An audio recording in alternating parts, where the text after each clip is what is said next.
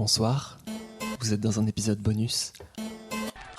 À base de pop, pop, pop, Culture.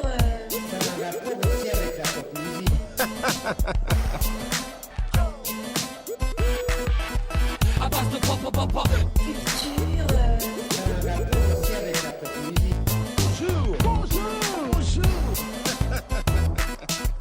à base de pop, pop, pop, Culture.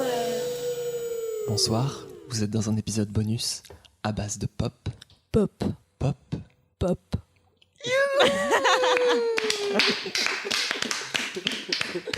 Et pour cette... Vas-y, c'est quand qu'on fait un podcast? Vous êtes prêtes?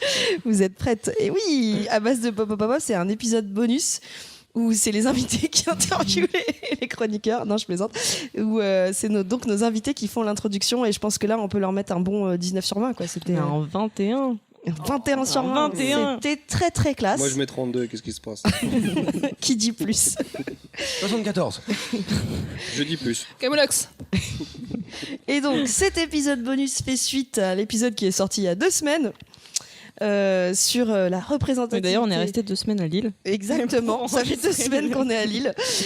Sur la représentativité dans la pop culture. Ce qui est dommage, c'est que je me souviens plus du titre que j'ai donné à l'épisode, puisque techniquement je l'ai donné après, et donc je l'ai pas encore inventé.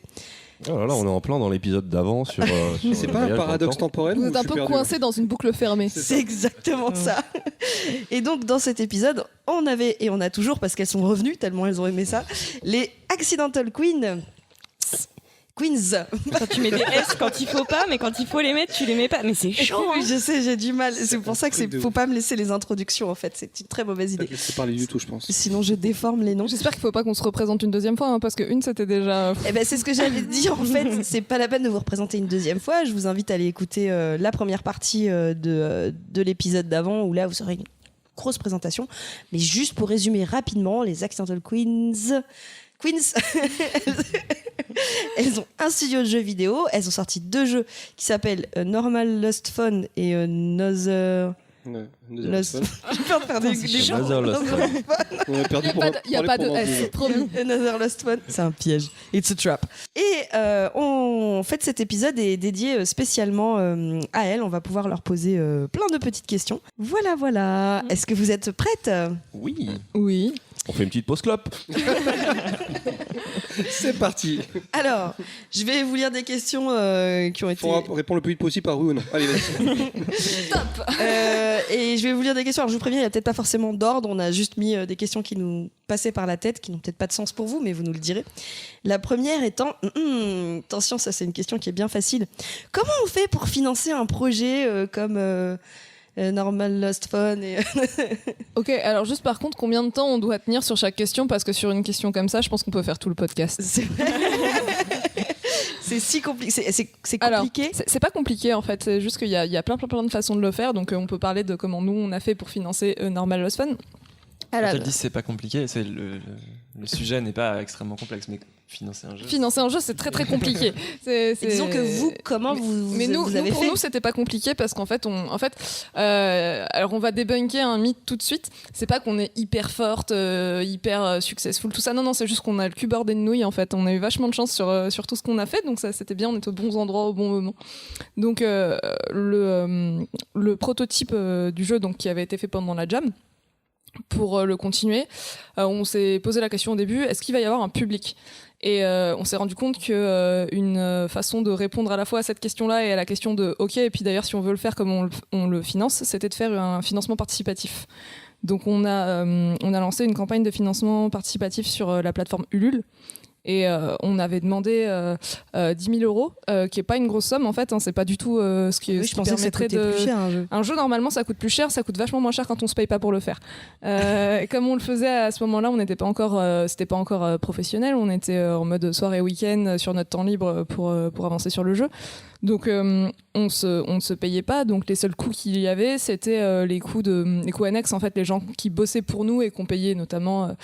Les musiciens et les traductrices. Du coup, on a lancé cette campagne en demandant 10 000 €. Ça permettait justement de payer une bande-son qu'on voulait ajouter au jeu, parce qu'il n'y avait pas encore de musique dans le prototype du jeu. Et ça permettait aussi de faire traduire le jeu dans plus de langues, donc en fait de toucher plus de monde.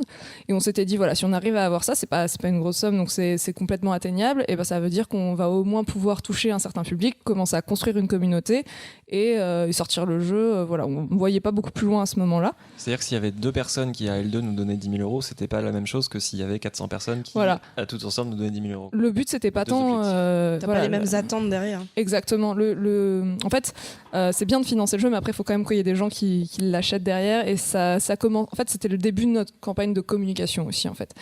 Donc, on a lancé ça en mai. Donc, on a choisi le 17 mai, totalement pas au hasard, parce qu'en fait, c'est Mais c'est la très bien, c'est journée. l'anniversaire de ma maman. C'est mignon. Je vais lui dire. C'était pour ça d'ailleurs qu'ils ont choisi. C'était pour l'anniversaire de la maman de Pumpkin. Non, c'est parce que c'est la journée internationale de lutte contre l'homophobie et la transphobie. Ah, je vais le dire à ma maman. Et que du coup, vu qu'on avait un jeu qui abordait des thématiques LGBT, et ben on s'était dit que c'était cool parce qu'en plus ça faisait parler en fait de cette journée à des personnes qui le savaient pas forcément.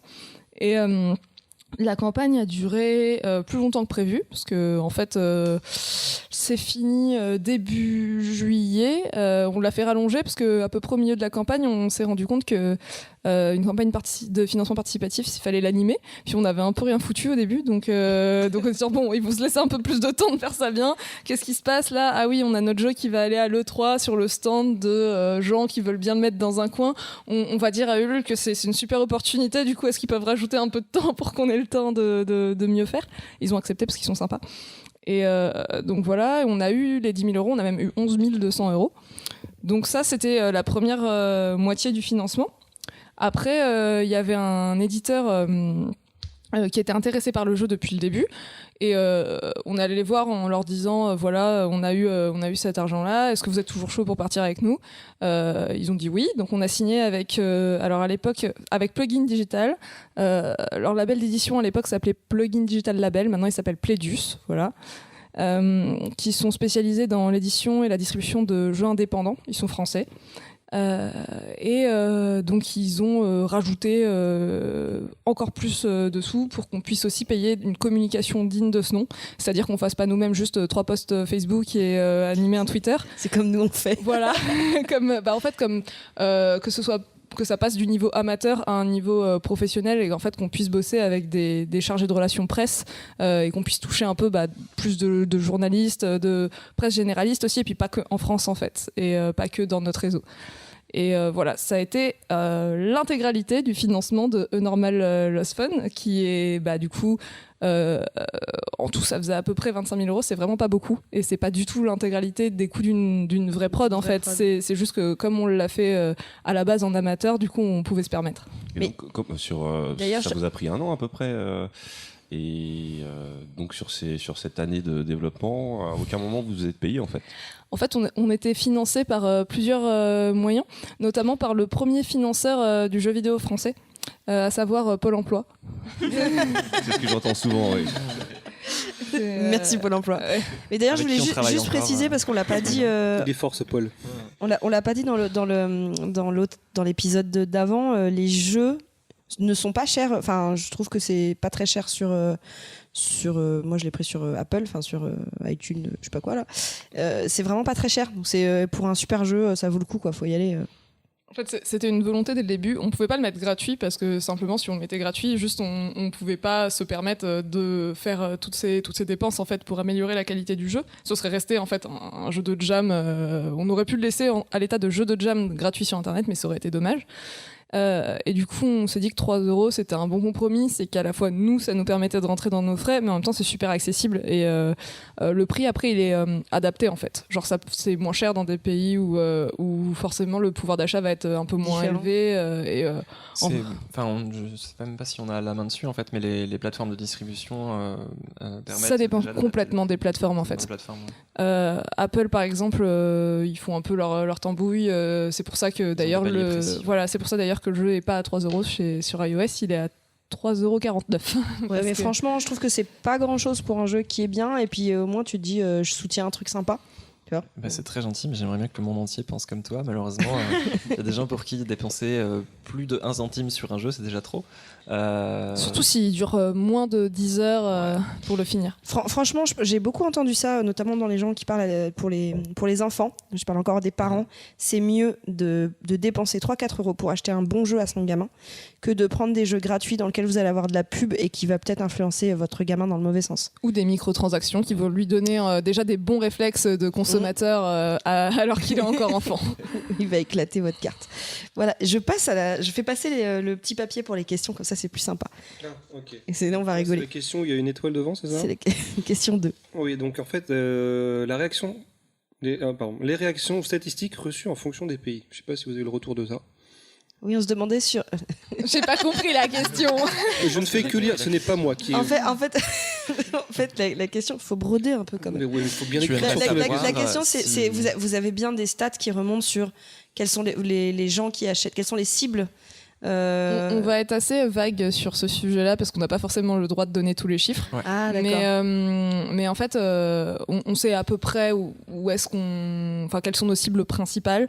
Et clairement, on avait au début beaucoup de joueurs français, ce qui est assez logique en fait, vu que étant française, c'est notre réseau et c'est nos premiers acheteurs, premiers soutiens.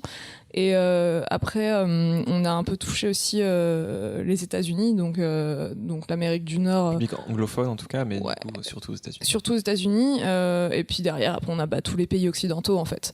Évidemment, on a d'autres cibles, mais voilà, plus minime. celle-là, c'est vraiment, on touche en premier les pays occidentaux. Est-ce que vous avez la possibilité de savoir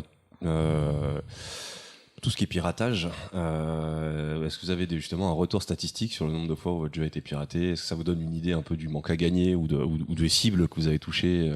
Encore une fois, ça dépend des plateformes. Ouais.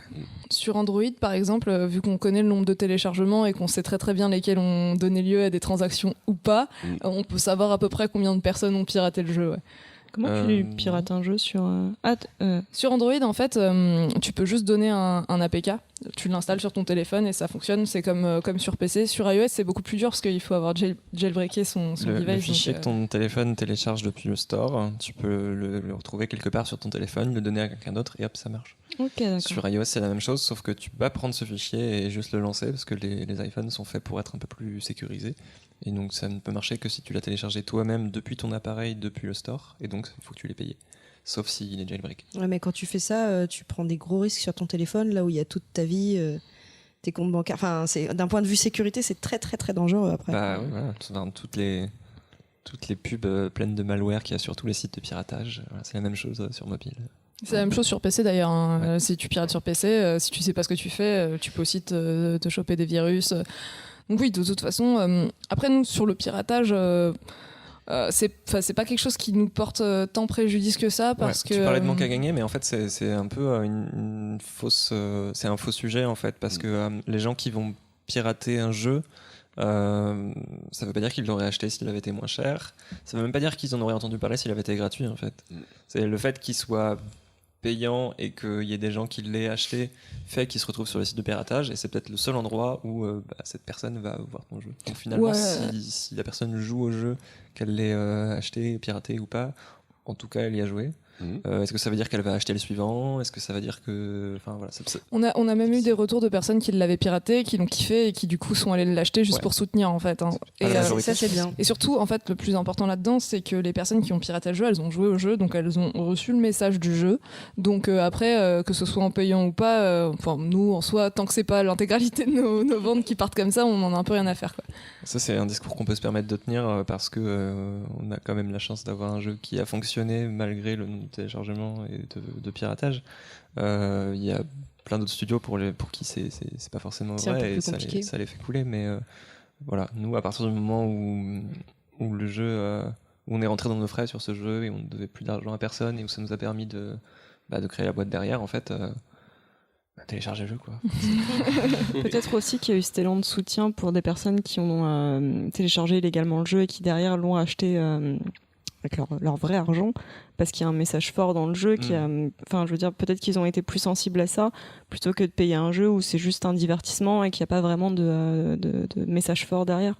Moi, si j'avais été amené à le télécharger, je l'aurais acheté après. mais je l'ai directement acheté. Mais toi, tu le Je fais. l'ai fait avec The Witcher. C'est quelque chose que tu fais naturellement. Tu testes des trucs et après tu dis ça c'est bien, j'achète pour.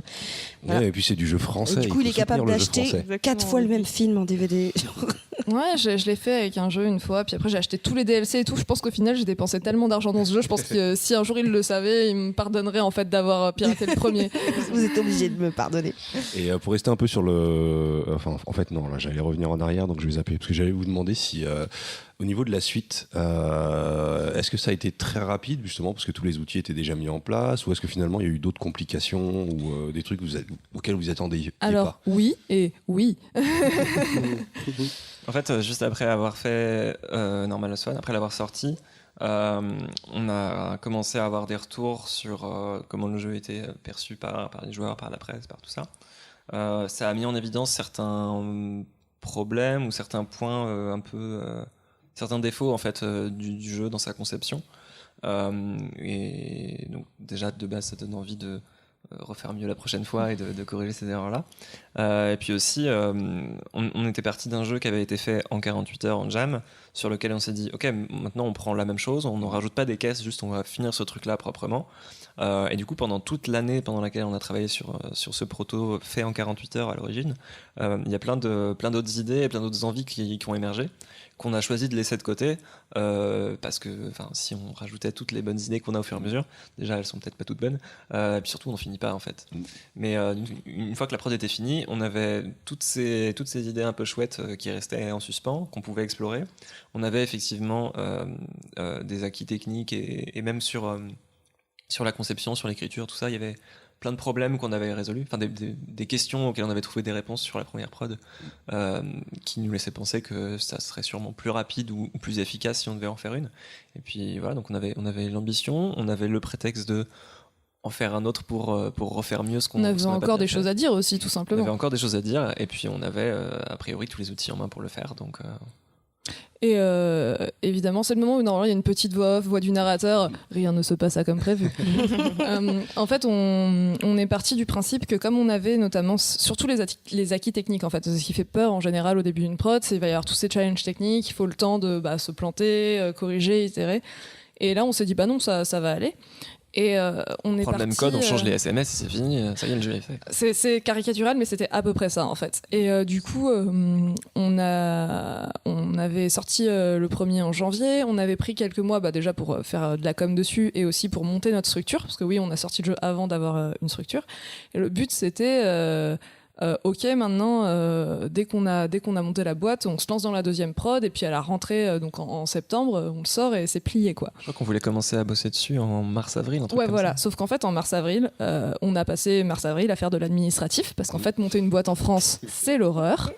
Et surtout quand on n'a pas trop d'argent et qu'on sait pas trop comment faire, et voilà. Donc, on a pu commencer à travailler effectivement que début mai. Donc voilà, je vous laisse compter, c'est pas beaucoup comme temps de prod, sachant que si on disait on le sort en septembre, ça veut dire qu'en fait en septembre on bosse plus vraiment dessus, donc c'était de mai à août pour faire un jeu. Mais on était encore super confiante parce qu'on a un super chef de projet, il nous a fait un planning et puis Coucou on Simon. a fait coucou Simon. Coucou Simon. Et Salut Simon, on te salue bien et on te remercie. et on s'est dit c'est bon, on a donc ça va le faire. En plus. Maintenant, on est à plein temps, on n'a plus de distractions à côté parce que quand on travaillait sur A Normal Lost One, on avait toujours soit nos emplois respectifs ou d'autres obligations pour ceux qui étaient étudiants, étudiantes. Donc, du coup, là, on s'est dit c'est bon, ça va le faire. Et en fait, pas du tout, parce que notamment, c'était l'été. Faut savoir que bosser avec des prestataires en France en été, c'est compliqué parce que personne te répond, parce que les gens ils sont tous en vacances. Et quand toi Tout le monde revient fin août au moment où tu es censé avoir tout fini. C'est ça. Et donc tu désolé, vois, j'avais pas vu ton message. quand nous on se dit voilà, si on sort en septembre, faut qu'on commence à communiquer un petit peu avant. Donc il y a un gros événement dans le milieu du jeu vidéo qui est la Gamescom, qui est un gros salon, l'équivalent français ce sera un peu la Paris Games Week, qui a lieu à Cologne en Allemagne en août. Et on s'est dit c'est cool, c'est fin août, ça tombe super bien pour nous, faut qu'on ait un proto déjà bien avancé, jouable et tout, qu'on présentera là-bas. Et on a certaines personnes qui se sont réveillées de choses assez cruciales qu'on devait intégrer dans le jeu mi-août en fait. Voilà. On est à la Gamescom, on avait le proto, tout s'est bien fait, mais disons qu'on a un peu flippé, ouais. Ce que j'adore, c'est qu'en fait, c'est la vie des entreprises normales. C'est ça. C'est juste que nous, on connaissait pas tout ça parce qu'avant, on avait travaillé. Sur le premier, on était à notre rythme, et quand on avait quelque chose qu'on devait finir vite, juste on bossait beaucoup, et puis après on se calmait sur la semaine d'après, mais c'était notre rythme et nos contraintes en fait. Ou même dans nos emplois d'avant, c'était pas non plus le même chez moi. Et voilà, moi, avant, jusque-là, j'avais bossé que sur des projets sur lesquels on avait effectivement des deadlines, mais ça restait on n'a pas fini, c'est pas grave, on décale de 2 mois et puis ça le fait. Ou voilà, mais il n'y avait pas de moment de ok, tout repose sur moi ou sur les 3 personnes qui sont dans ce bureau et sur personne d'autre, et il faut qu'on finisse. Et surtout, en fait, c'est les engagements qu'on prend vis-à-vis des différents acteurs, c'est-à-dire que au début, tant que t'es encore dans le vague à dire ouais, on peut sortir à peu près là, tu peux encore repousser. C'est ce qu'on a fait pour A Normal Lost Fun. À la base, on voulait le sortir en septembre 2016 et on s'est rendu compte que ce serait pas possible. On a dit c'est pas grave. L'éditeur a dit ok pour janvier et on l'a sorti en janvier 2017. Ça a posé de problème à personne. C'était même beaucoup plus cool pour tout le monde et ça reste une fenêtre de sortie qui était acceptable pour nous aussi, parce qu'il faut savoir qu'en tant qu'indé, si tu sors je sais pas, par exemple en novembre au moment où tu as tous les AAA qui annoncent le dernier jeu que tout le monde va suivre, tu ne vas avoir aucune visibilité. Si tu sors en octobre, c'est pareil, parce que tu vas avoir tous les indés qui sortent en octobre pour pas sortir en novembre, mais du coup soit si t'es un plus petit avec moins de réseau, tu seras pas visible non plus. Donc fallait qu'on choisisse, on n'avait pas trop de marge en fait, fallait qu'on choisisse un moment où on pourrait parler de notre jeu. Donc on s'était dit ok, si c'est pas septembre, ça va encore être janvier. On va vraiment, il y avait aussi les contraintes personnelles, hein. On n'avait pas envie de passer encore 1 an à faire des jeux dans des téléphones perdus. Il y a un moment où on sature. Et donc on n'avait pas trop le choix une fois qu'on avait annoncé à tout le monde qu'on sortait là. Non, en fait on va repousser. Ça aurait été super préjudiciable pour nous en fait. Okay. Donc voilà. En fait, ouais, ça a été plus des problèmes administratifs au final. Vous avez découvert tous administratifs, c'est planning. Ça. Après, il y avait pas uniquement des problèmes administratifs. Il y a aussi la façon dont on s'organisait. C'est-à-dire qu'une fois qu'on a fait un premier projet, on se dit c'est bon, on sait faire maintenant. Il y a juste à faire la même chose mais mieux, et puis en faisant pas les mêmes erreurs. Ouais, en fait, on en fait d'autres. Et du coup, on n'a pas forcément su toujours anticiper les problèmes humains et organisationnels qu'on a pu avoir, parce que on n'avait pas d'expérience à travailler encore avec cette équipe de façon professionnelle et on l'a découvert en le faisant en fait. Moi je sais qu'en tout cas le deuxième, Another Lost Fun, je l'ai vraiment découvert par surprise. Tu peux laisser parler Moufette s'il te plaît. Je termine juste sur ce qu'on disait là. Non, je disais, j'ai l'impression qu'il est sorti un peu par surprise. C'est assez étonnant de voir débarquer une suite alors que j'avais pas vu d'annonce avant. Voilà, c'est tout. C'est bon, t'as fini. C'est bon, j'ai C'est fini. bon. Est-ce que vous aviez des influences pour vos 2 premiers jeux, ou est-ce que non, l'idée vous est venue tout de suite et vous êtes tiens, ça pourrait être sympa? Est-ce qu'il y avait d'autres points de comparaison? Parce que maintenant on envoie des jeux d'interface mobile. Moi en tout cas c'était le premier que j'avais fait. Je sais pas s'il y en avait d'autres déjà. Je sais pas si Mr. Robot était déjà sorti. Non, il n'était pas sorti. Au moment du prototype de Jam, il n'y en avait aucun qui était sorti. On était les premiers. Ouais, à ma connaissance en tout cas, ouais. C'est venu de plein de choses en fait, puisque donc le premier proto il a été fait par 4 personnes et c'était le mélange des idées, des influences de ces 4 personnes. Donc je peux parler pour moi en l'occurrence, ça faisait un moment que je réfléchissais à l'idée de faire un jeu narratif qui utilisait la forme d'un téléphone et le fait de fouiller dans ce téléphone et d'en apprendre plus sur un personnage à travers sa vie, genre avec au premier degré quoi. C'est genre voilà les messages qu'il a envoyés, donc voilà ce qu'il a dit, il n'y a pas de discours rapporté, c'est écrit là. Le format me paraissait cool, mais ça, juste cette idée-là, cette brique-là, ça fait pas Normal Lost Fun en soi. Donc je sais même pas d'où ça provient à la base. J'avais vachement aimé Cybelle, qui était sorti en 2015 je crois, un jeu de Nina Freeman dans lequel tu Sur des forums Sur un MMORPG. C'est ça prend la forme d'un ordinateur, donc sur lequel tu peux voir quelques-uns de ses fichiers, les photos qu'elle a pris, tout ça, ses échanges par chat, et surtout tu joues à sa place à un MMO. Et en fait c'est l'histoire de sa relation à distance avec une personne qu'elle rencontre sur un MMO. Donc il y avait un peu aussi ce côté un device à travers lequel tu vas jouer à la place de quelqu'un d'autre. Donc là, en l'occurrence, c'était un ordinateur, nous c'est un téléphone.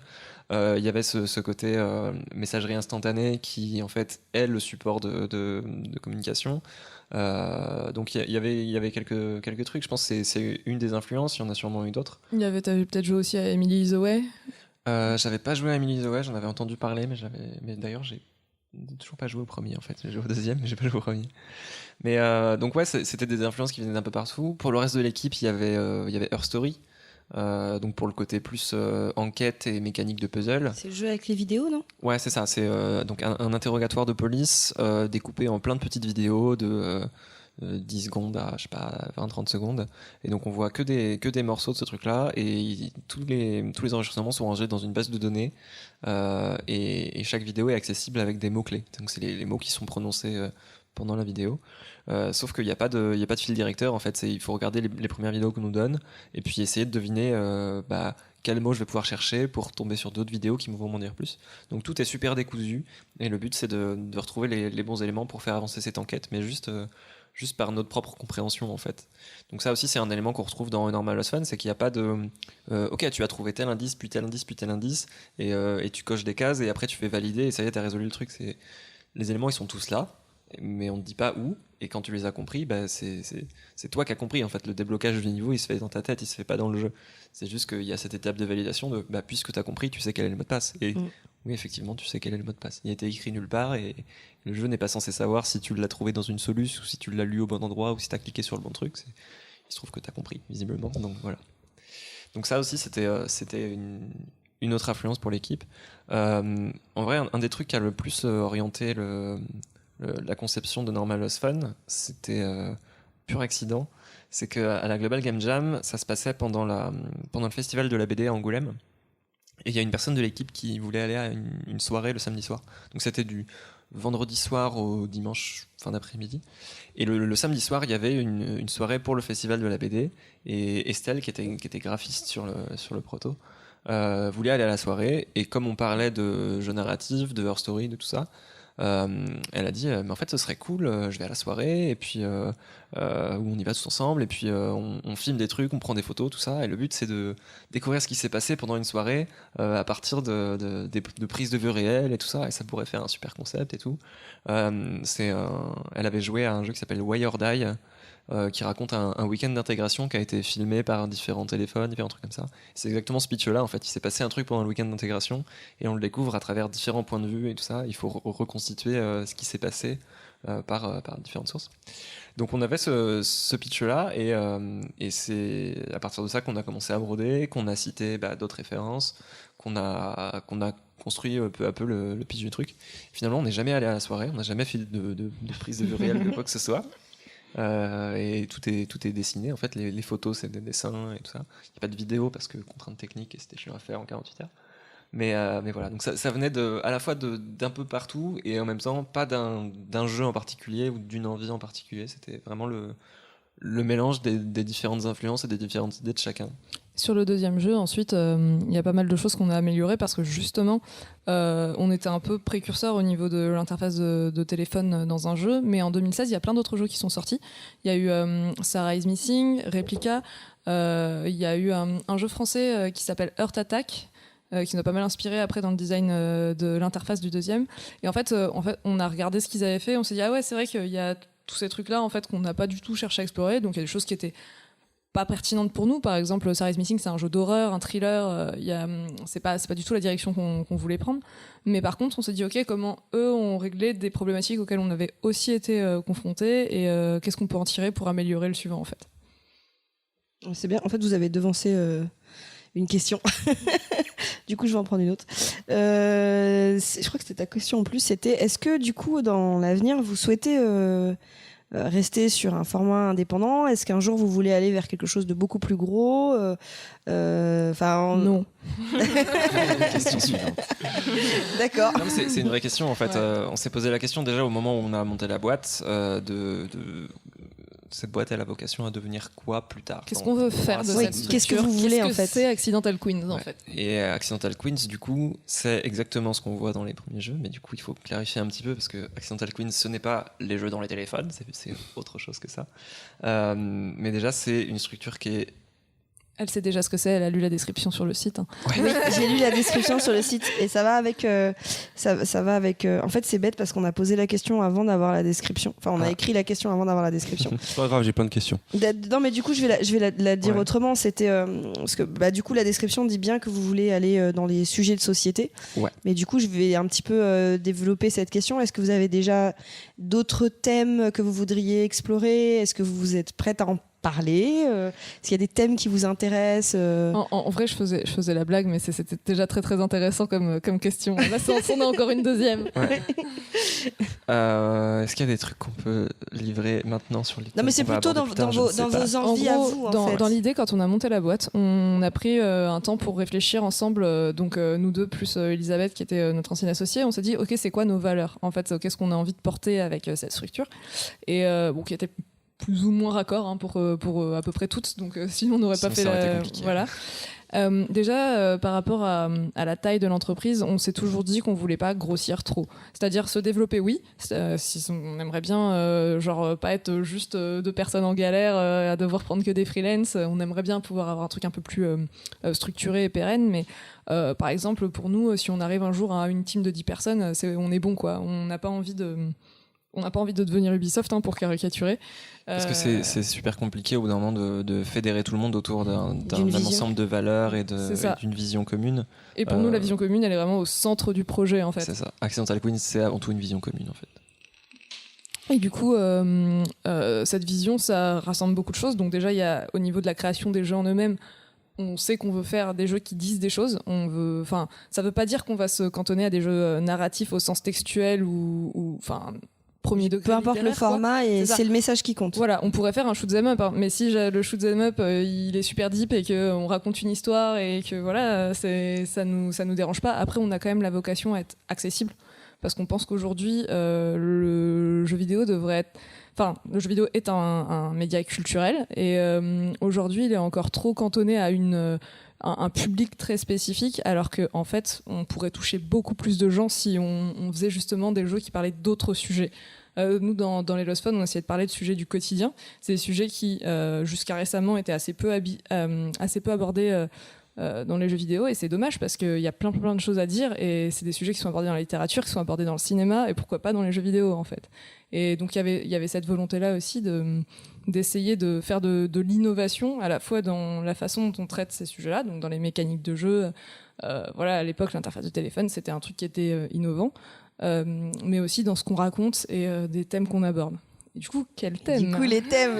Est-ce que, je veux spoiler que, la suite. chez vous, c'est le message qui est au service du jeu vidéo, ou est-ce que c'est le jeu vidéo qui est au service du message? Les deux, mon capitaine. Très bien. C'est genre, en fait, C'est nous qui sommes au service du jeu vidéo. c'est ça.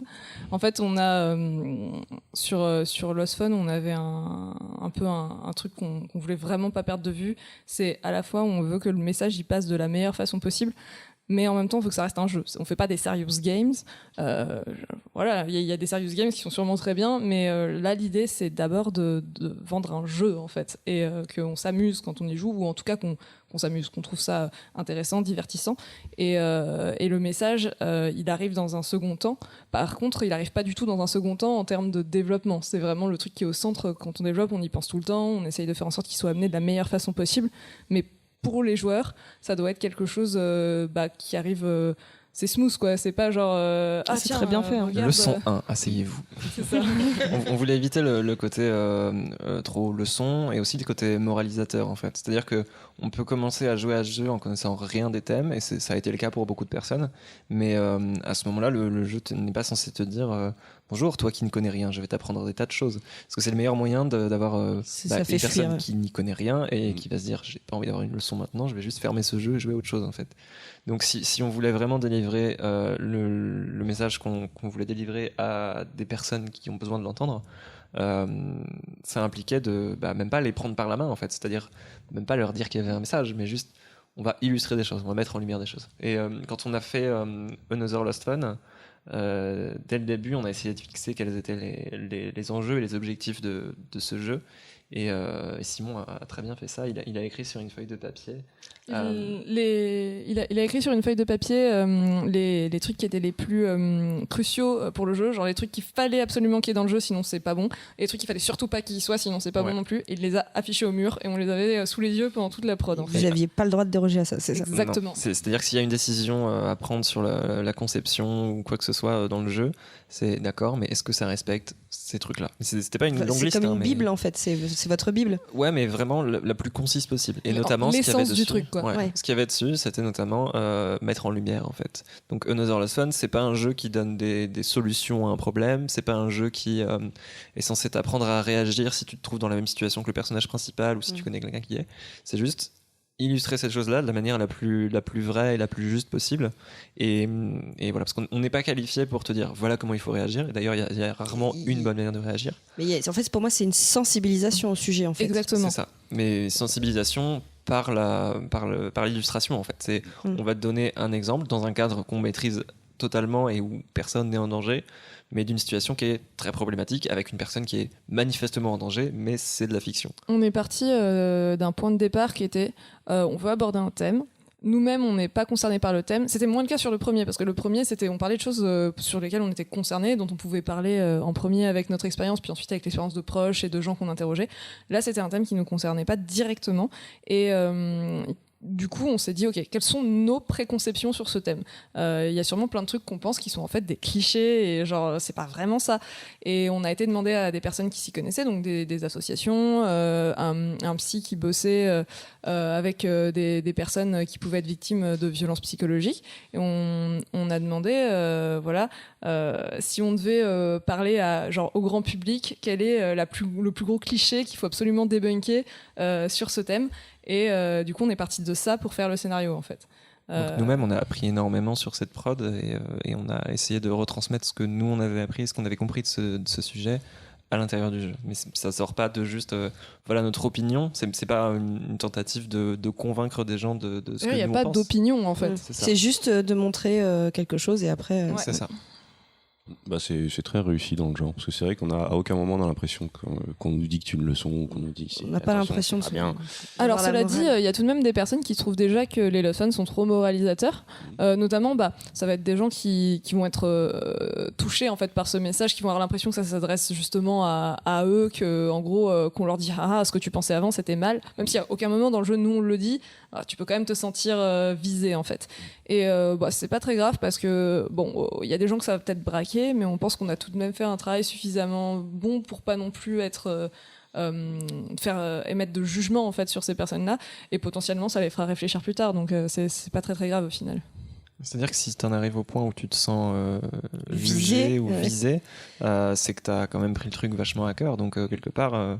Ou alors c'est que tu as vu une phrase que tu as déjà sortie dedans, et là c'est pas bon. Non, mais c'est bien, parce que du coup ça montre que tu t'es suffisamment identifié au truc, et pour moi ça veut dire que notre mission elle est remplie. Après tu t'en fais ce que tu veux et t'en tires les conclusions que tu veux, mais on a su représenter justement ce truc-là et faire écho à ta vraie vie en fait. Le truc qu'Ediane dit tout le temps, c'est qu'on n'a pas mis un questionnaire à la fin du jeu juste avant les crédits qui dit maintenant voici un questionnaire, il faut que vous ayez au moins 15 points sur 20 pour réussir à la fin du jeu. Sinon on te retrouve. Voilà, c'est genre non en fait c'est pas grave si t'as pas compris, et tant pis pour toi, mais genre si ça tu nous t'empêchera détestes pas parce que t'es profondément homophobe ou transphobe ou intolérant ou tout ce que tu veux, et que tu détestes le jeu, déjà premièrement tu l'as déjà acheté, donc merci, et t'as bien niqué. Deuxièmement J'adore. voilà, Non mais après il y en a qui riffent, hein. Ouais, y en a, ouais. Malheureusement il est légèrement trop court pour que... Ah oui, parce que vous avez ce problème-là sur Steam. C'est pas un gros problème en fait. La plupart des gens sont honnêtes en fait, donc à partir du moment où ils l'ont fini, le temps pour finir les jeux sont assez hétérogènes. Enfin, il y a des personnes qui vont le finir en 45 minutes parce qu'ils ont rushé, ils ont peut-être pas tout lu et ils ont trouvé les énigmes super vite, ou ils ont utilisé des solus. Et il y a des gens qui vont mettre 3-4 heures parce qu'ils ont regardé partout, qu'ils ont tout lu, qu'ils ont voulu tout comprendre. Et du coup, on peut pas vraiment dire ouais, ça dure tant. Mais clairement, oui, il y a des gens qui vont le finir en moins d'1 ou 2 heures. Et donc, du coup, C'est 2 heures sur Steam, c'est ça pour. Ouais. Du coup, s'ils veulent, ils peuvent refund. Mais s'ils veulent le faire, qu'ils le fassent. Après, je pense. Ça rejoint ce qu'on disait sur le piratage en fait. C'est ça. Est-ce qu'il y avait Mais- des speedrunners sur la série Alors ouais, Ouais, on en a eu, ouais. c'est super intéressant. Il y a une vidéo sur YouTube qui montre un speedrun entre guillemets officiel de Normal Lost Fun. À ton avis, ça prend combien de temps? 2 minutes. Non, mais s'il connaît déjà les solutions. Si tu connais on tout, connaît hein. sur Tu lances le absolument jeu et tout. tu vas jusqu'à la Si tu fin. connais tout, ça doit 45 être secondes. moins d'une minute en tout cas, ouais. Alors, 23 23 secondes. 23 secondes. Sur ces 23 secondes, il y en a 12 qui sont passées à attendre qu'un pop-up s'affiche. Ah ouais. Voilà. Ah ouais. Mais en même Je n'ai pas vu sur Another Lost Fun, mais je crois que c'est plus court parce qu'il n'y a pas d'attente pour le pop-up. Alors oui, par contre, même si tu connais tout, faut quand même que tu fasses plusieurs codes à la suite. Donc je pense que là, c'est plus du skill. Ouais, c'est juste du skill. Ah, mais c'est marrant parce que 23 secondes, ça demande vraiment du skill et je pense que c'est qu'il a fait plusieurs fois. même quand si même. je posais la question en rigolant, au final, ça me donne envie de voir, voir le truc. Quoi. Maintenant, t'as envie d'essayer. Mais c'est marrant pour le coup des solus. J'aime bien les jeux d'énigmes, mais des fois je craque, je vais regarder la solus. Mais là, j'ai un moment où j'ai été bloquée. Il y a un truc qui m'a bloqué et je voulais pas regarder la solus. Je voulais y arriver, donc je me suis tout relu. On a fait des guides en fait, parce qu'on s'est dit que ça allait arriver, que des personnes voudraient regarder les solus. Voilà, enfin, il y a des gens, ils ont pas la patience, et enfin, c'est leur droit quoi. T'as pas forcément de te prendre la tête quand tu joues à un jeu vidéo. Mais parfois, t'as Et, pas non plus envie d'avoir la solution mais voilà, tout trouvée, mais tu tu veux voulais juste pas- un indice. Quoi. Voilà, tu voulais peut-être juste un indice et tu voulais surtout pas être spoilé en fait. Ouais. Et à la base, on voulait intégrer un système d'indices dynamiques dans le jeu. Sauf que bon, déjà, ça aurait été extrêmement compliqué de le designer déjà simplement en termes de game design pour pas que ça te fasse sortir du jeu et que t'aies l'impression que c'est plus un téléphone mais qu'en fait c'est un jeu. Une, Et une en idée qui a plus- été évoquée pour ça, c'était un personnage qui t'envoie un SMS quand t'es bloqué sur un mot de passe. Ça fait 10 fois que t'essayes et t'as rentré un mauvais truc. Pouf, tu reçois un SMS du meilleur pote qui te relance une conversation en lien avec ce que tu cherches et hop, ça te donne les bons indices. tu Et vois. voilà, donc ça c'est une super idée et ça met bien le doigt sur l'autre problème qui était que techniquement c'était hardcore à faire en fait. Donc du coup on s'est dit que plutôt que mal le faire et que ce soit super frustrant ou par exemple tu voulais continuer à chercher et t'as ce truc qui apparaît et bah ça te fait chier. On s'est dit qu'on n'allait pas le mettre dans le jeu et on a fait des guides qui sont à tiroir un peu genre au début tu regardes tu peux juste regarder un indice. Si l'indice te suffit pas, t'as un deuxième indice. Si l'indice te suffit toujours pas, t'as un troisième. Et puis à la C'est fin, t'as la intelligent. solution en fait. C'est comme Professeur Layton quand t'achètes les indices. Sauf que nous, c'est gratuit. Mais non, mais c'est des pièces que tu gagnes dans le jeu en fait.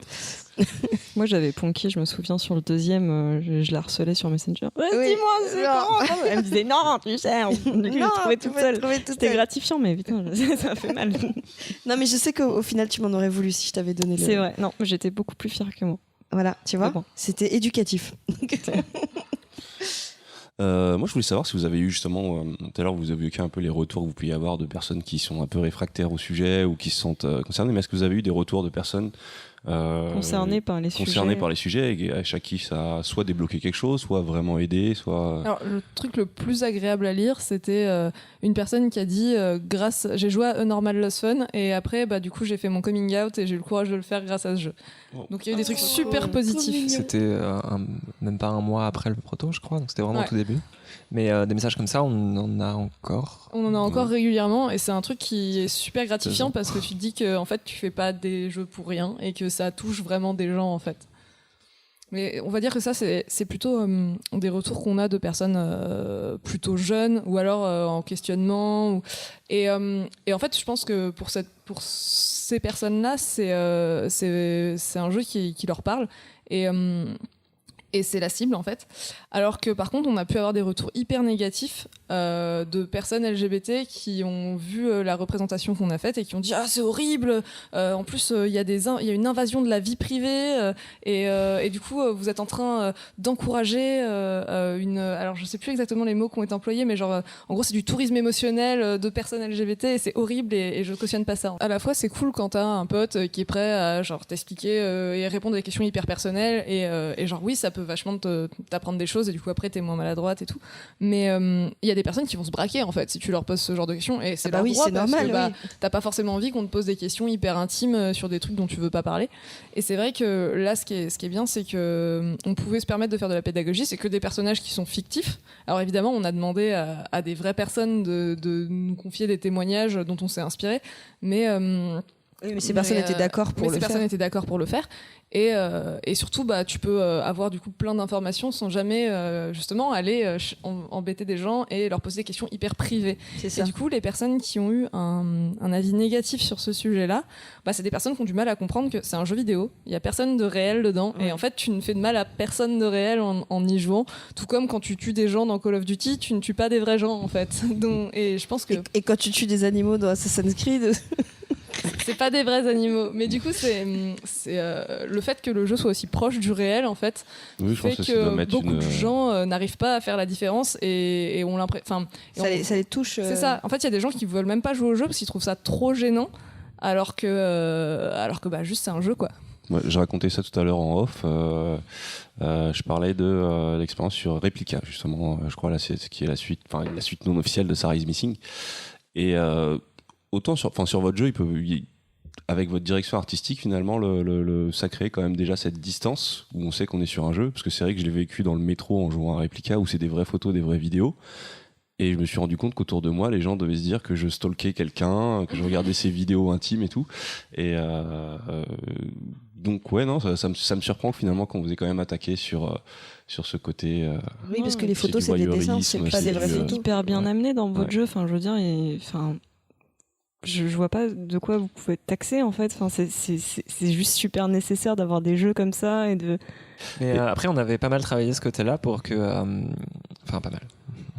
On a fait de notre mieux pour que ce soit le moins malaisant possible. Le fait de choisir de conserver des dessins, au départ c'était un peu une nécessité pendant la jam, mais on aurait eu l'occasion pendant l'année qui a suivi de mettre des vraies photos à la place. On tout s'est ça. dit que c'était pas une bonne idée. Mais c'était pas une bonne idée. Et un autre point sur lequel on a pas mal réfléchi aussi, c'était le fait qu'à n'importe quel moment, tu peux aller dans les paramètres et effacer tout le contenu du téléphone.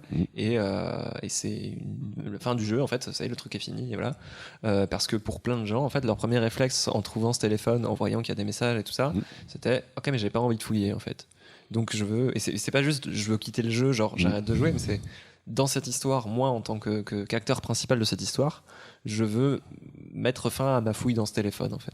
Donc on a laissé cette option et on considère que c'est une fin qui est valable. En fait, tu débloques un trophée sur Steam si tu fais ça. Je vais le refaire. On l'a conservé aussi dans Another Lost Fun. À n'importe quel moment, tu vas dans les paramètres et tu effaces le contenu du téléphone. Ça t'apporte rien de plus. D'ailleurs, le jeu redémarre et tu reviens sur le menu. Mais il fallait que ce soit là en fait pour que qu'il y ait une porte de sortie évidente et qui soit toujours. En fait, toujours psychologiquement, pour plein de joueurs, c'est super important. Ouais. Mais ça fonctionne vraiment, c'est-à-dire qu'à la fin, quand on se décide à effacer le téléphone, il y a une vraie. Je trouve que narrativement, ça conclut vraiment l'histoire et au moment où tu le fais, il y a quelque chose de très logique alors que moi, dans les jeux d'habitude, justement, ce truc de tout rebooter, c'est toujours un truc que j'ai du mal à faire, alors que là, vu que c'était un récit assez intimiste, ça fonctionnait très bien. D'ailleurs, je voulais vous féliciter sur tout le côté narratif, en fait. On parle beaucoup des sujets abordés et tout, mais je trouve que vous avez géré la narration d'une très très bonne manière, avec une illusion de liberté, et pourtant on retombe toujours sur ses pattes. Et voilà, donc je voulais savoir si ça avait demandé, est-ce que c'était une formule que vous aviez déjà trouvée ou est-ce que sur le premier, ce qui a beaucoup orienté, c'est vraiment les tests. C'est que nous, on pouvait avoir des idées, mais en fait, il n'y avait pas vraiment de game designer dans l'équipe. Et du coup, autant pour l'écriture, ça allait, autant pour vraiment le flow du truc, savoir à quels endroits on mettait des portes, tout ça. Je donne un exemple, au tout début du jeu, quand on arrive sur les SMS, il y a beaucoup de texte à lire. Avant, c'était pire. Et en fait, on l'a fait tester à des gens, ils se sont dit, oh là là, non, mais c'est juste pas possible. Enfin, je sais pas où aller, j'ai peur, en fait. J'ai peur, j'arrive pas, je sais pas quoi faire en premier parce que il y a tous ces messages et je sais pas lesquels sont importants pour la narration. J'ai pas envie de louper des trucs, donc je vais juste pas lire, pas jouer. Et on s'est vite, donc ça, on l'a changé. Il y a plein de moments dans le jeu où c'est vraiment les retours des joueurs à qui on a fait tester qui ont orienté ces choix de narration en fait. Okay. Alors petite formule magique, petite recette de cuisine sur comment est-ce qu'on a fait ces jeux. Le point de départ, c'était de faire la liste des applications qu'on pouvait mettre dedans. Et à la Jam, on a donc tous sorti nos téléphones et regardé toutes les applications qu'on avait, celles qu'on avait en commun, celles que tout le monde avait, il fallait qu'elles soient dans le jeu, c'est évident. Celles qu'une seule personne avait mais qui était particulièrement intéressante d'un point de vue narratif, on la mettait aussi. C'est pour ça qu'il y a une appli de rencontre par exemple, pas parce que tout le monde en avait une, mais parce que d'un point de vue narration, elle apportait plein de choses chouettes. Parce que dans sa forme, c'est une appli sur laquelle tu te connectes avec un mot de passe, etc. Donc on a un peu fait l'inventaire de tout ce qu'on avait à portée de main et ensuite on a essayé d'identifier les applications pour lesquelles on pouvait avoir un puzzle associé en fait. Et notamment se connecter en trouvant un mot de passe, c'est la brique de base de comment est-ce qu'on a structuré cette narration. Parce qu'à partir du moment où il y a un mot de passe, ça veut dire qu'il y a des informations avant qui te permettent de le trouver. Et si ça te débloque l'accès à quelque chose d'autre, ça veut dire que tu as du contenu qui est derrière. Et à partir de là, tu peux avoir du contenu qui est déjà dans le téléphone, puisque tout est déjà dès le départ, mais du contenu qui est accessible depuis le début, puis une porte derrière laquelle tu vas avoir d'autres contenus, puis une autre porte, etc. Et si tu organises les trucs de manière suffisamment logique, tout va se faire dans un sens assez particulier. Alors que le joueur n'a pas l'impression d'aller dans l'app numéro 1, puis l'app numéro 2, puis l'app numéro 3, elle était toute là. C'est juste que dans la logique des choses et dans les endroits où on a mis les informations et on a choisi de les mettre, ça fait que tu n'as pas d'autre choix que de traverser ces applications dans un ordre précis en fait. Après, entre chaque porte, t'as pas mal de liberté en fait. Tu peux lire des messages par exemple dans l'ordre que tu veux. Tu peux en lire qu'une partie, puis trouver la solution, passer à la suite. Tu peux lire 10 fois aussi. Tu peux lire 10 fois si ça te fait plaisir. Mais par contre, après les mots de passe, ils ont un ordre logique et tu peux pas arriver à la fin si t'as pas tout regardé. Bien, Est-ce qu'on peut arriver sur la question qui m'intéresse le plus, c'est les spoils sur la suite. J'avais peut-être une dernière question avant de passer à justement quelle sera la suite. Est-ce que vous trouvez encore le temps de jouer? Oui. Et vous jouez à quoi? Alors, jusqu'à très récemment, on t'aurait dit plutôt non. En fait, pendant la prod de A Normal Lost Fun, on était très très fiers de nous parce qu'on avait réussi à garder des horaires corrects en fait et à pas se tuer à la tâche. Et en fait, on a un peu déconné ensuite sur la deuxième à cause de toutes les contraintes et des contretemps qu'on a eu. D'une prod de 4 mois. Voilà, on a fait 1 an de prod en 4 mois quoi. Donc c'est débile, il faut pas faire ça. Et du coup, effectivement, non, on n'avait pas du tout le temps de jouer. Enfin, en tout cas, moi, je jouais plus qu'à des jeux mobiles de temps en temps quand j'allais à Paris et que du coup, je prenais le métro quoi. Et mais il y a un métro à Lille pour les gens qui savent pas et qui écoutent. mais du coup, depuis qu'on a fini la prod de Another Lost Fun, on joue de nouveau à des jeux vidéo et c'est bien. Notamment sur la fin de prod de Another Lost Fun, au mois d'août, donc un mois avant la sortie, il y a une nouvelle extension de Path of Exile qui est sortie. Donc Path of Exile, c'est un hack and slash très inspiré de Diablo 2, qui a pris un peu une autre voie que Diablo 3, qui s'est vraiment concentré plutôt sur les hardcore gamers, là où Diablo 3 c'est plutôt ouvert, un truc un peu plus casu, un peu plus sympa. Et Path of Exile c'est très très bien, c'est très très riche et très très profond, c'est centré sur la création de personnages et la customisation d'un arbre de talent qui est absolument immense, un peu à la manière du sphérié de Final Fantasy X en fait. Et alors les développeurs de ce jeu sont absolument géniaux, c'est-à-dire qu'ils rajoutent du contenu et ils font de l'équilibrage à peu près tous les 2 mois. Donc en fait, ce jeu n'a pas de fin. Voilà. Et donc au mois d'août, il y a une nouvelle extension qui est sortie avec plein de nouveaux contenus. Ils ont doublé la storyline. Enfin, c'était ouf. Et Myriam ne connaissait pas. Ça faisait un moment que je lui disais, il faudrait que tu joues. On m'en avait parlé une fois en fait. J'avais vu un peu le système de craft. J'avais fait ah ouais, ça a l'air super intéressant. Et puis je l'ai installé. Puis j'ai vu qu'il fallait une connexion. À l'époque, j'avais une connexion de merde. J'ai fait c'est mort, je joue pas un jeu en ligne.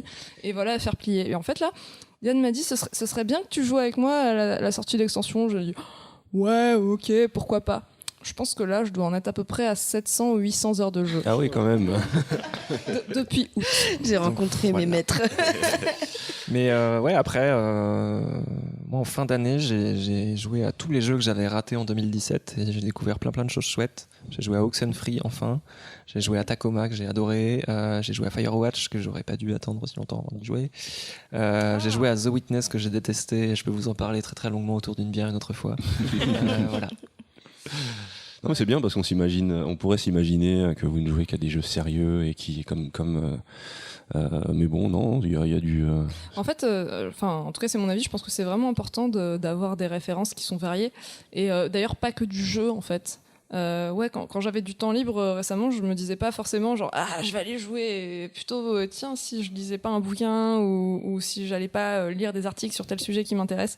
parce que en fait c'est difficile de faire des jeux qui sont intéressants et qui font pas la même chose qui a déjà été faite 1000 fois si nos seules inspirations c'est d'autres jeux en fait. Ok, bah c'est parti pour ta question. Allez, vas-y, fais-toi plaisir. C'est quoi les projets à venir? Est-ce que tu serais pas un petit peu en train de demander des exclus? Oui, ah bah, et là maintenant il y a des chocobons, il y a des Haribo et je crois il y a des, Des M&M's, et il y a des M&M's. il y a des bières. Et il y a des bières. T'as un 1,5 sur 3. Je déteste les bonbons. Ah mince. Il y a de la pizza. Mais il y a de la pizza, des bières et des chocobons.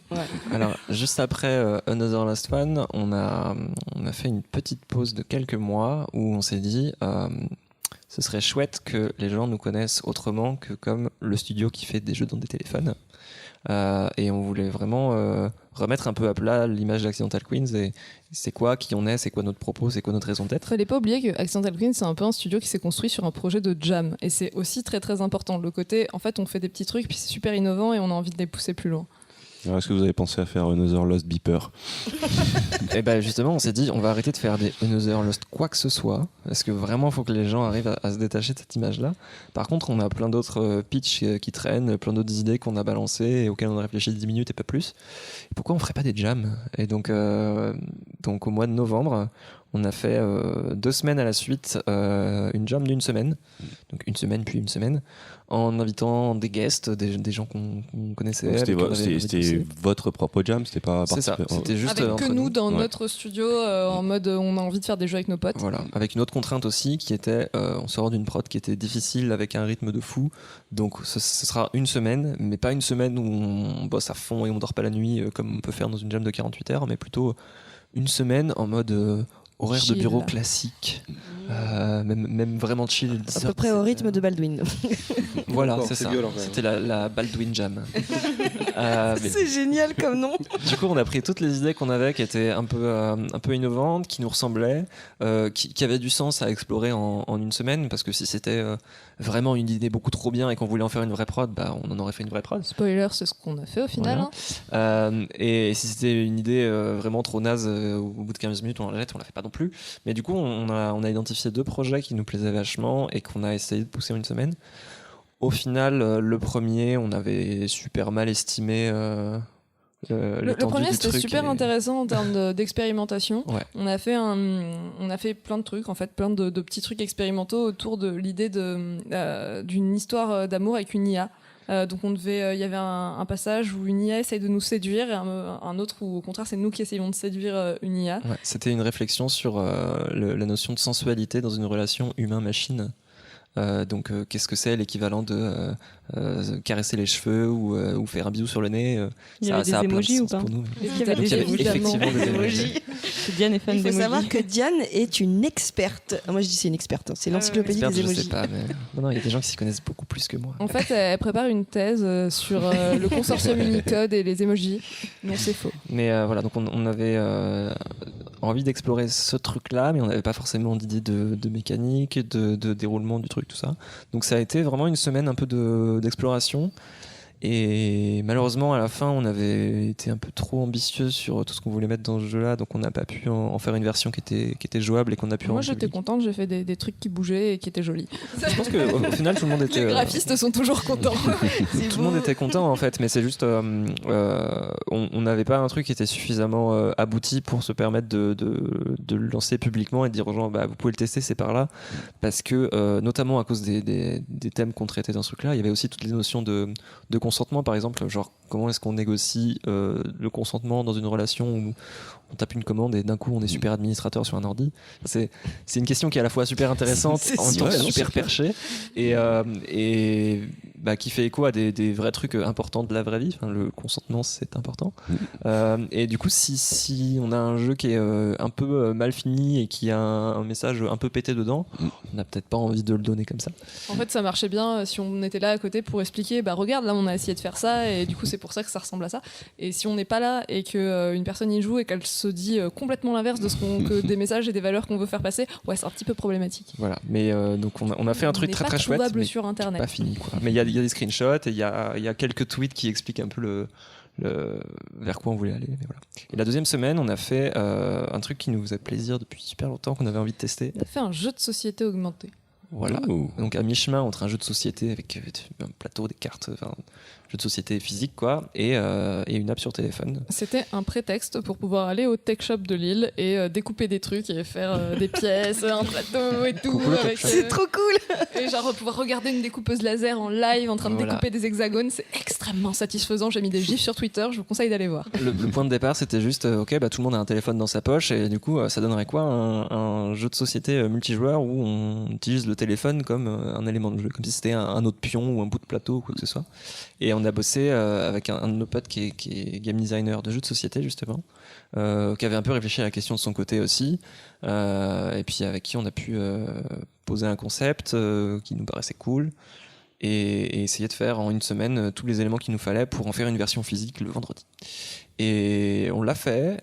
Le jeu fonctionne bien, il est plutôt cool. On voulait en faire une version print and play, mais on n'a pas encore pris le temps de tout En cleaner. fait, on a tout fait une rendre partie utilisable. après avec des potes et on s'est rendu compte que le jeu était pas du tout encore balanced et que c'était dommage de le mettre comme ça, alors qu'en fait on pourrait bosser 2 jours dessus en plus si on arrivait à se coordonner avec notre pote, et puis on aurait quelque chose de vraiment cool à proposer. C'est toujours dans les cartons et on va le faire. Si c'est print and play, est-ce que ça va avec ce qu'est en train de faire la Switch sur Nintendo Lab? Non, c'est pas Non, ça. pas du tout. C'est Parce que quand tu dis print and play, pour moi, Print je and me play, en fait, ça veut dire que tu peux trouver tous les éléments du jeu en version, en gros, des PDF, quoi, sur Le plateau, les sur pions, les Internet. cartes. Tu les imprimes toi-même, tu les découpes et tu peux jouer, en fait. Ça permet de... En gros, c'est l'inverse de acheter les trucs déjà tout faits et, je sais pas, une boîte en carton avec des pions en bois ou je sais pas quoi. Là, c'est toi qui fais toi-même, en fait. Et nous, ce qu'on met à disposition, c'est les règles du jeu et puis les différents éléments que tu peux imprimer. Donc tout ça, tu peux l'avoir depuis chez toi, exactement comme si tu imprimais un plateau de Monopoly et tous les billets sur ton imprimante. Et en plus de ça, du coup, il y a le bout de l'application en fait qui sera qui se disponible met dessus.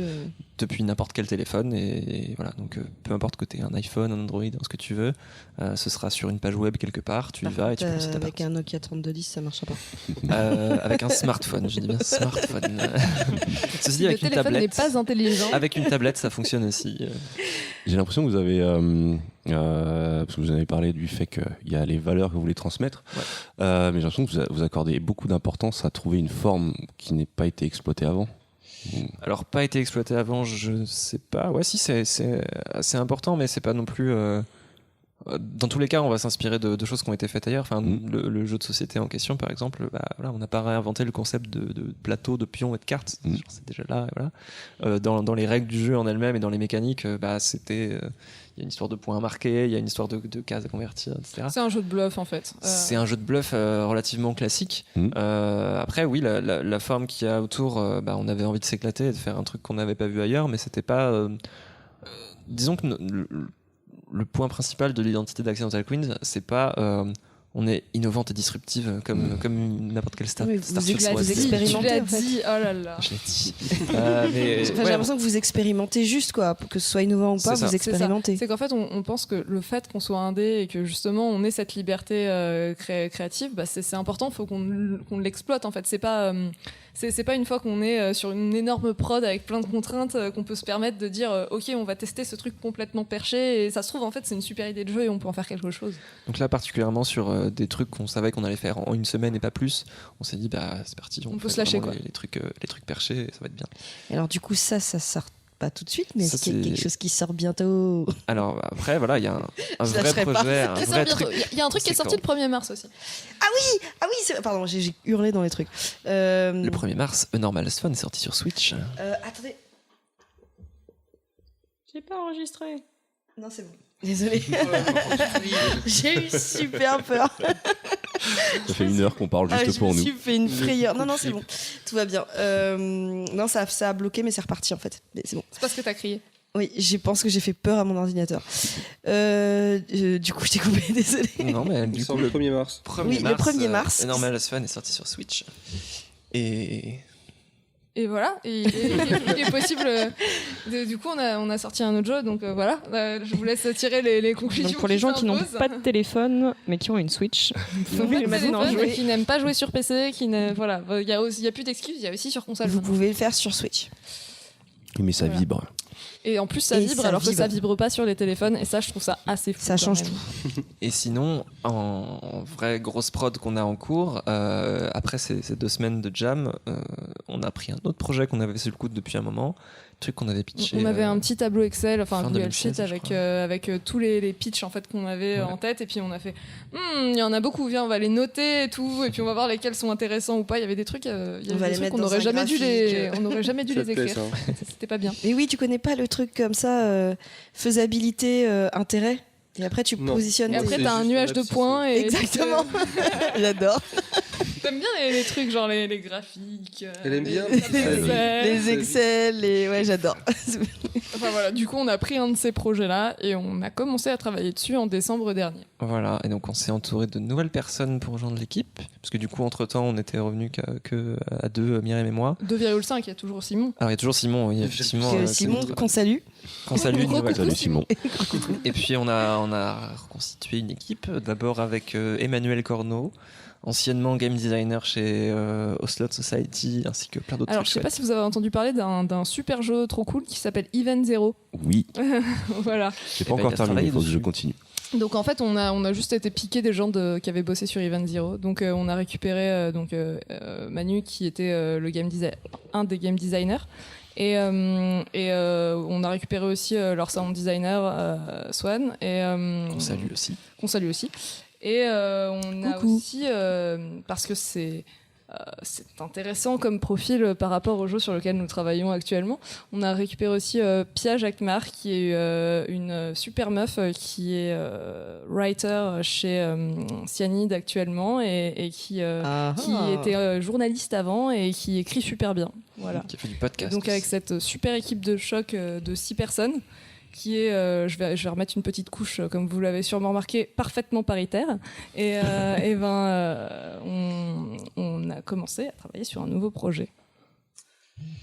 On peut pas dire grand chose dessus, mais on va Non, non. pouvoir donner 3 mots-clés. Alors, Boucle temporelle. Ça fait déjà 2 mots. Non, c'est un mot. non, c'est un mot, non, c'est un mot, ça D'accord. compte comme un mot. Un second mot, je dirais radio. C'est dur d'en choisir un en dernier, tu vois. Bah, prends-en deux, remets ok. Tu J'en peux en mets- rajouter j'en un mets de deux, plus, j'en mets il n'y a deux. pas de souci. Et alors, je parle à Florian. Toi qui as l'habitude de décoder les énigmes, vas-y. et en dernier, je dirais fake news. Putain, j'allais dire ça aussi, c'est parfait. c'est parfait, c'est que j'ai bien Donc, choisi. boucle temporelle, radio, fake news. Voilà. C'est intriguant. Vous avez 4 heures. On n'en saura pas plus. Et donc en réalité, Non, mais c'est un jeu Accidental Queens, il n'y a rien de mieux à dire que ça. Hein. C'est un jeu qui va être narratif, qui va porter un message, qui va explorer un format innovant. Mais on a un de nos auditeurs qui est un spécialiste de décoder les énigmes, les choses comme ça. Donc on espère qu'il va nous pondre une théorie dessus. C'est vrai qu'on en parlait tout à l'heure. En fait, t'enlèves fake news, tu dis juste boucle temporelle et radio, ça fait très Oxenfree.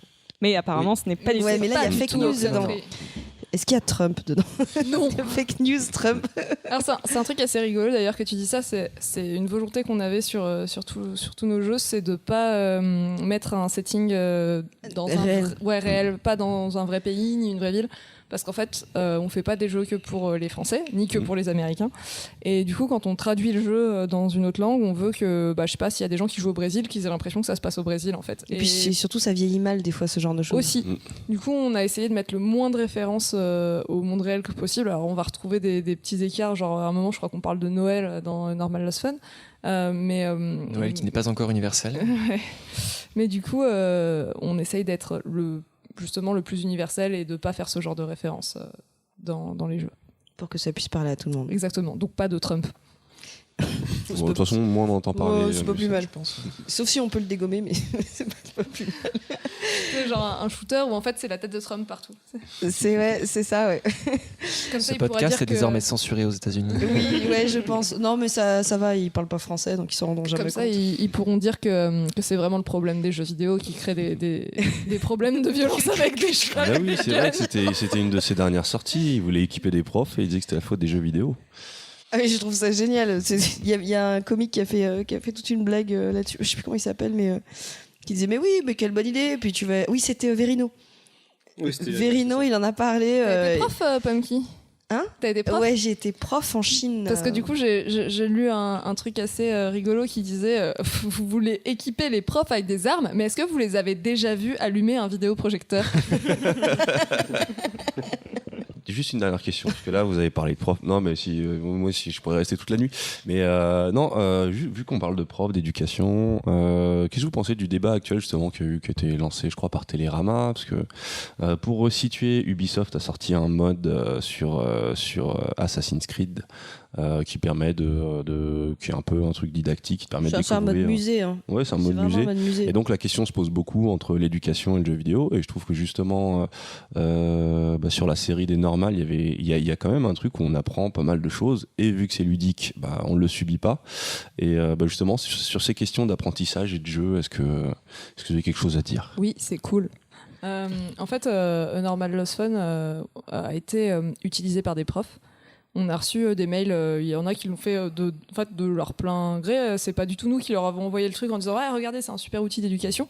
C'est eux qui ont trouvé le jeu et qui se sont dit « Ah, ce serait super chouette pour parler de tel ou tel sujet à mes élèves de collège, lycée ». Et on a un prof qui nous a même envoyé une vidéo d'un groupe de travail où en fait ils abordaient des sujets autour de la tolérance et ils faisaient jouer les gamins à A Normal Lost Fun. Et c'était super mignon. Et nous, en tout cas moi je suis à 100% pour ça. Je pense qu'en fait on apprend beaucoup mieux quand on n'a pas l'impression d'être en train de faire une corvée, mais qu'on est en train de s'amuser. Moi quand j'étais gamine, en tout cas j'adorais les jeux où on apprend en s'amusant, aussi cliché est-ce que ça puisse paraître. Et du coup, le truc d'Ubisoft, c'est une super idée parce que je vois ma sœur, elle a toujours adoré Assassin's Creed justement, et genre, toutes les références historiques, tout ça la bottait à fond. Mais du coup, je trouvais ça cool. Et en même temps, ça me faisait un peu chier que ma sœur, quand elle avait 12 ans, joue à un jeu qui est interdit au moins de, je sais plus si c'est 16 ou 18, mais voilà, où on tue des gens à grand renfort d'effusion de sang, et voilà. Et du coup, si on peut maintenant avoir le bon côté de j'apprends plein de trucs sur l'histoire, mais je ne tue pas des gens, je trouve ça vachement bien pour les ados en fait. Mais on a des amis qui sont des parents geeks et leur fils, je crois qu'il a 11 ans. Je vais pas le dire à l'antenne, sinon je devrais le biper après. Mais il jouait beaucoup à Minecraft. Ah, ça y est, je sais. Et voilà. Et en fait, il a joué à Assassin's Creed, celui qui était, c'est pas mon préféré, mais celui qui était à Paris. Et en fait, la mère m'a dit, mais en fait, ce qui est bien avec ça, c'est que quand on s'est promené dans Paris, il m'a dit, ah, mais ça, je connais, mais du coup, c'était le bâtiment. Et du coup, la mère s'est servie de ça et a rebondi là-dessus pour dire, ah bah oui, ça appartient à telle période de l'histoire. Enfin, c'est bien quand ça se passe comme ça en fait. C'est super bien pour ouvrir le dialogue sur des sujets en fait. C'est ça. On fera jamais l'économie d'une vraie discussion, surtout pour des gamins, il y a vraiment besoin qu'ils discutent pour comprendre des trucs, mais ça permet d'avoir un support pour ouvrir un dialogue qui est un support qui leur parle en fait. De toute façon, le jeu, tu parlais du fait que j'ai été prof, moi, pourquoi je ne l'ai pas fait en France ? C'est parce que quand j'étais en Chine, j'avais une liberté totale. Et mes cours, c'était que des jeux. C'était quasiment que des jeux et les gamins apprenaient l'anglais très bien avec ça. Et j'avais peur qu'en rentrant en France, je puisse pas faire comme je voulais faire et du coup, ça m'intéressait pas dans ce sens-là. Et donc, t'es de... Voilà. Mais tu grilles, non, tu peux pas dire ça. Je vais le couper. On mettra badass dessus. Je vais tout. De toute façon, c'est moi qui ai le pouvoir, donc je vais tout couper. En tout cas, sur la question des jeux dans les écoles et dans les cours, il y a presque pas de questions à se poser. Enfin, quand on était au collège et que le prof disait je sors la télé, on va regarder un film, non seulement c'était le meilleur cours de la semaine parce qu'on avait regardé un film, mais en plus c'était un support super intéressant et ça amenait, que ce soit en cours de littérature ou de SVT ou de quoi que ce soit, à chaque fois c'est parce que c'était le support plus adapté que un prof au milieu de la salle qui parle en fait. C'est la même chose, c'est pour ça qu'on avait des listes de bouquins à lire, c'est parce que ok, on va parler de cette œuvre là et on veut étudier une œuvre, juste on va lire l'œuvre en fait. Et à partir du moment où le jeu vidéo se place aussi comme un objet qui est culturel, je pense qu'on peut difficilement le nier en 2018, ça fait partie de notre background culturel à tous et à toutes. Donc voilà, est-ce que ça veut dire qu'il faut analyser des œuvres vidéoludiques ou se servir des jeux vidéo comme de la nouvelle pause-film, je ne sais pas. Mais en tout cas, les jeux vidéo ont autant leur place dans une salle de cours que un film, un bouquin ou n'importe quoi. Ce que je trouve marrant en fait, c'est que, en tout cas moi quand j'étais au collège, lycée, quand on lisait un bouquin, c'était le truc un peu académique qui était dans le programme et tout ça, alors qu'un film en général c'était une initiative des profs et puis c'était le truc un peu genre waouh c'est fou on a regardé un film quoi, c'était le truc avant-gardiste super et en fait maintenant le cinéma c'est devenu suffisamment accepté en fait, on peut dire on va regarder un film sur la Seconde Guerre mondiale pour qu'on apprendre l'histoire de la Seconde Guerre mondiale. C'est directement écrit dans le programme. À tel moment, vous devez faire regarder ce film. Voilà, et c'est quelque chose qui est complètement accepté. Et puis du coup, c'est le jeu vidéo qui est devenu le truc un peu foufou qui est super osé. Et du coup, moi, j'aimerais bien qu'on arrive au moment où ce sera aussi au programme parce que je pense que par exemple.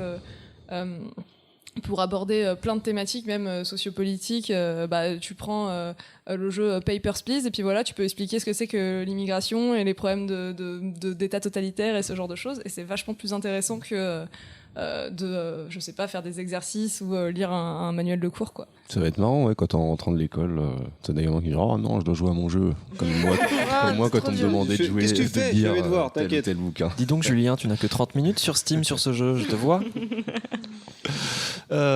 Écoutez, si vous avez d'autres questions, c'est le moment, mais moi c'est bon de mon côté. On a fait le tour quand même. Ouais. Je vous remercie vraiment, enfin en tout cas on vous remercie vraiment d'être Oui, venu. parce que vous avez passé Parce plein qu'on de vous a temps. quand même kidnappé pendant plusieurs heures là. C'est pas grave, vous nous avez nourris. C'est ce que je dis Meilleur kidnappeur. C'est la promesse qu'on offre à tous ceux qui acceptent syndrome de de venir. Stockholm, quoi. C'est Genre, on ça. arrive, on s'est fait kidnapper, mais c'est pas grave, on a de la pizza. Il y a à manger, donc ça va. Mais en tout cas, on vous remercie vraiment d'être venu, Ouais, encore un d'avoir grand merci. participé à ces 2 épisodes. 2 semaines quand même. Merci d'être venu à Lille, profitez bien de la tarte au maroilles. Et on va essayer de pas se mettre une race ce soir comme hier soir. Bah si. Bon, si. Oh, bon, bah d'accord. C'était il y a 2 semaines, ça va. Oui, c'est il y a 2 semaines, on a récupéré. On s'est remis. Non, moi je vais essayer de mieux gérer. C'est juste une question de gestion. Déjà, t'as toute plus de façon, t'as lunettes à plus de casser. lunettes. T'as plus de lunettes à Ouais, c'est casser vrai. déjà. Bah, on vous remercie. Bah, je vous dis au revoir à tous. Et puis, On va suivre vos projets de toute façon, on sera là, vous inquiétez pas. Si vous voulez, parce que je crois qu'on l'a pas dit, bon, ça tout se retrouvera sur les liens, mais Ouais, bon, si vous Ah oui, avez on peut tous vous vous retrouver où retrouver, d'ailleurs si sur si on, les si on veut vous internets retrouver, ouais. Sur les internets, on est surtout facilement trouvable sur Twitter, donc @accidentalq, parce qu'Accidental Queen c'était déjà pris et il n'y avait pas la place de mettre le S. Et, Parce que l'accidental cul, c'est quand même vachement marrant. et voilà. Et merci, moi j'essaie d'être sérieuse et tout. Et sinon, on a aussi une page Facebook et un site. Et sinon, vous pouvez aussi suivre nos Twitter perso. On dit surtout des conneries, mais des fois, on dit des trucs intelligents. Dans les membres de l'assistance, il y en a qui veulent partager leur. ah bon, on connaît déjà. Bah, nous, comme d'habitude, Non, le mais site, attends, c'est Choco, t'aurais pas un petit Instagram Bah oui, parce que j'ai oublié, Ah oui, il y a 2 semaines. il y a 2 semaines, tu nous as pas dit Instagram. Non, je vais relancer un peu mon petit Instagram. Donc, si vous êtes nouveau et que vous nous écoutez, @chocochox, je dessine et je me suis fixé comme objectif d'avoir 1000 followers avant fin 2018. Oui, Chococho mène une expérience sociale parce qu'il essaye de le faire en étant correct sur les réseaux Ouais, sociaux. pas de, On pas essaie de- d'avoir 1000 followers une fois et non pas 1000 fois. 1000 fois, un follower. Mais sans boots et sans faire des trucs bizarres. Sans bot, ouais, et sans abonnement, désabonnement. Voilà. Donc voilà, et ben écoutez, je crois que c'est la fin. This is the end.